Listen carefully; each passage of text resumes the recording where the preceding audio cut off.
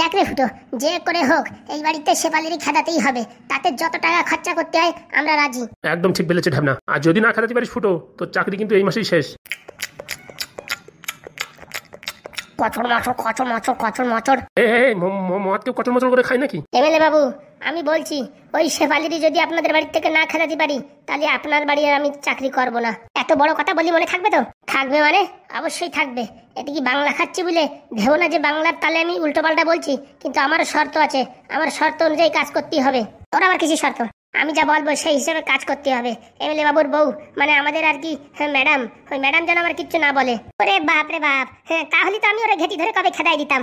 এমন ভাবে চাল দিতে হবে, দাবার চাল, হ্যাঁ মোটামুটি ঘোড়া যায় প্যাস মারে কাটিয়ে দেবে, বুঝতে পারিস?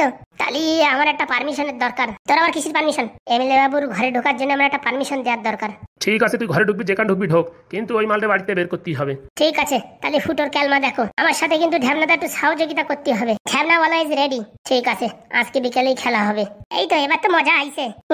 কচর মচর কচর মচর কচর মচর। শালা, আমার বোতল নিয়ে গেলি তুই? ও সরি, ভুল করে চলে আইছে। তাহলে এক কাজ করেন, আপনার আর খাওয়ার দরকার নেই। বাড়ি গেলি বৌদি জানতে পারলে আবার খিস্তি খামারি করবে, তারপরে শব্দ আমাদের উপর যাবে না।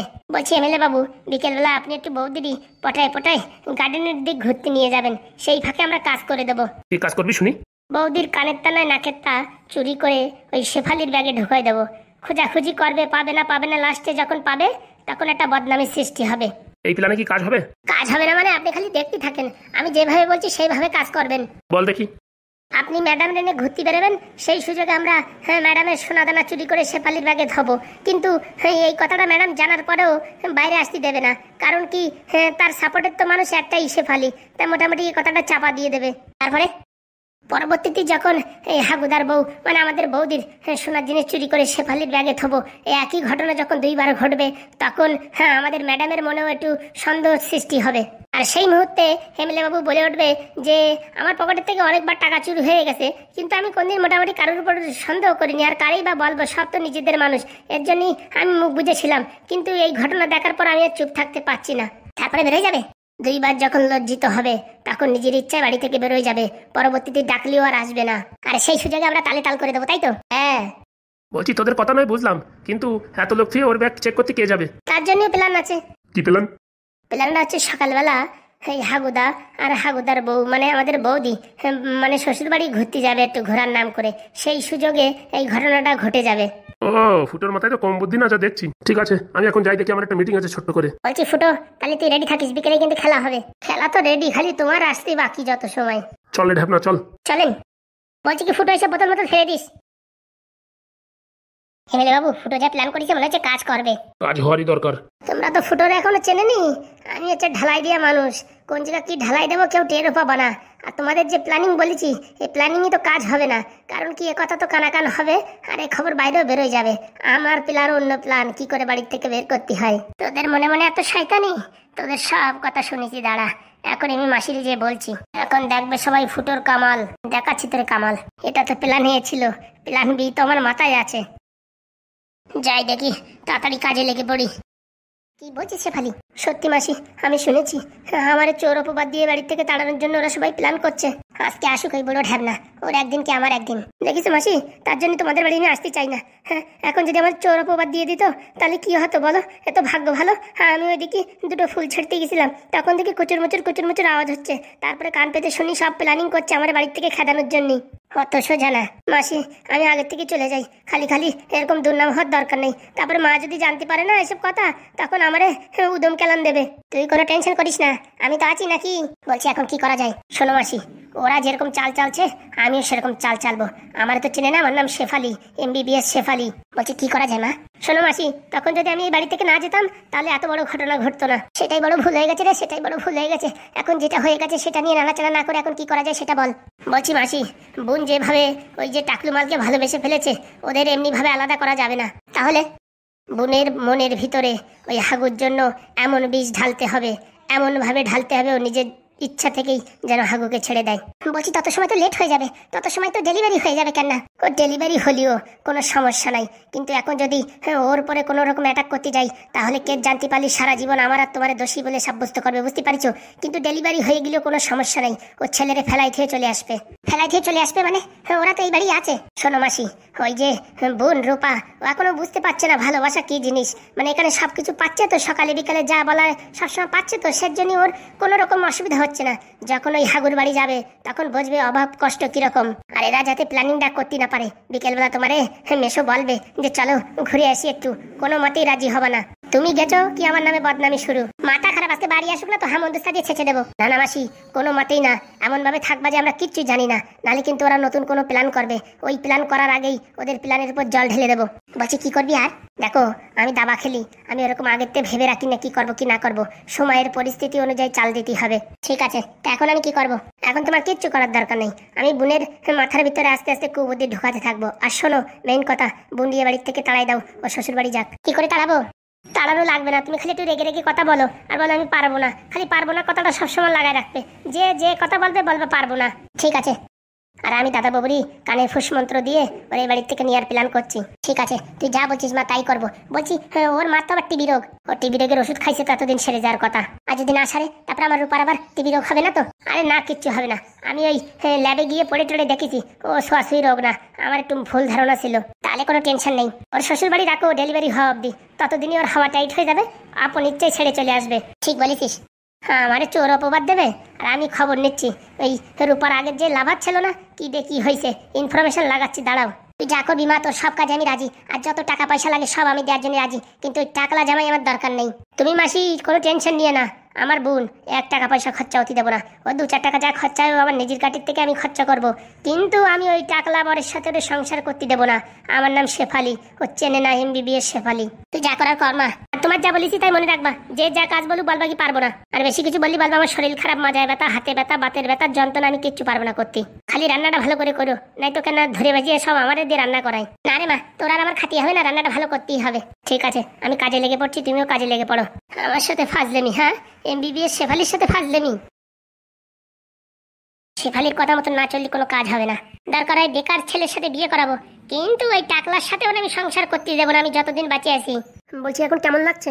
ভালো লাগছে না গো, কিরকম বমি বমি লাগছে। খাওয়া দাওয়া ঠিক না করে করলে তারপর আমাদের বেবিও কমজোর হবে। বলছি এত তাড়াতাড়ি কি কাজটা ঠিক হলো? আরে বাবা, যা করে ভগবান ভালোর জন্যই করে। তা ঠিক বলেছো। বলছি তুমি সকাল থেকে কোথায় গেছিলে, তোমার খুঁজেই পাচ্ছিলাম না। আরে বাবা, আমি একটু এই বাড়ির দিকে গেছিলাম। বলছি মা বাবা ভালো আছে তো? হ্যাঁ হ্যাঁ, মার জানো এখন আর টিবি রোগের সমস্যা নেই, এখন অনেক ভালো আগের থেকে, এখন পুরো সুস্থ, কোনো কাশি টাশিও কিচ্ছু হয় না, জ্বরটার কিচ্ছু নেই, আগের থেকে অনেক সুস্থ। তাহলে তো খুব ভালো কথা।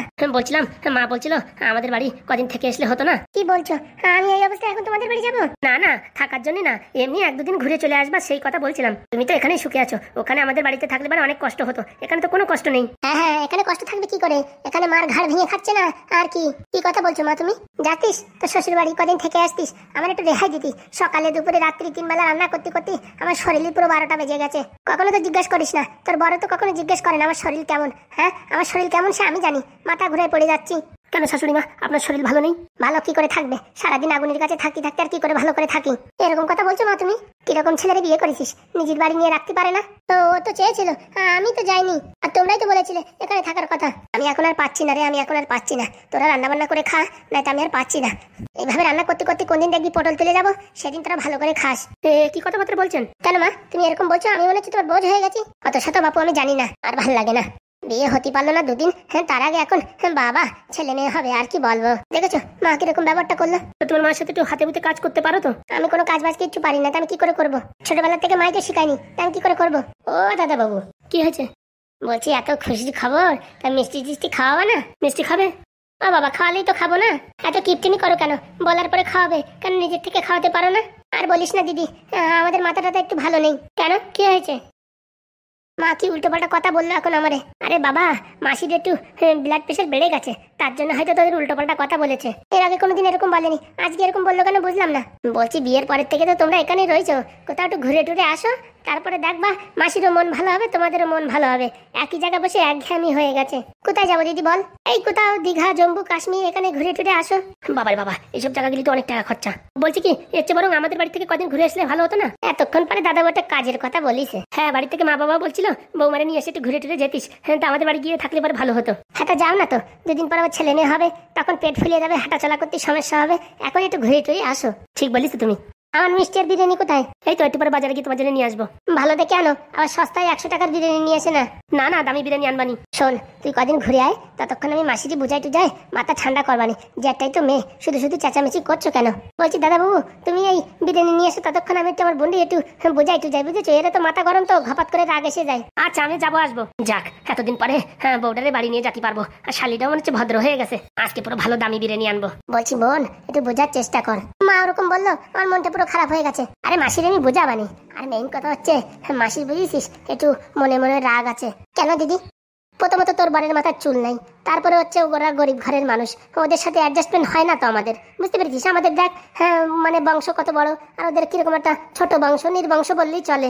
বলছি দিদি, মানুষ কি বংশ দেখে হয় বলো? গোবরের ভিতরে তো পদ্ম ফুল ফোটে, ফোটে না? আরে সেটাই তো, তুই কদিন পরে গেলি পারে, তখন মাসি বুঝবে না যে বাড়ি একা একা ভাল লাগে না, তখন তোরে দেখবি পাওতলায় ডাকি নিয়ে আসবে না। সত্যি বলছো? তাই না, তাই কি? ছোটবেলা থেকে তোরা ছেড়ে তো কোনদিন থাকেনি, দুদিন থাকলে তখন এমনিতেই হাওয়া টাইট হয়ে যাবে। ঠিক বলেছে দিদি। শোন, শ্বশুর বাড়ি গেলি 2-4 দিন কষ্ট হলেও চোখ নাক মুখ বুঝে থাকিস, বুঝেছিস?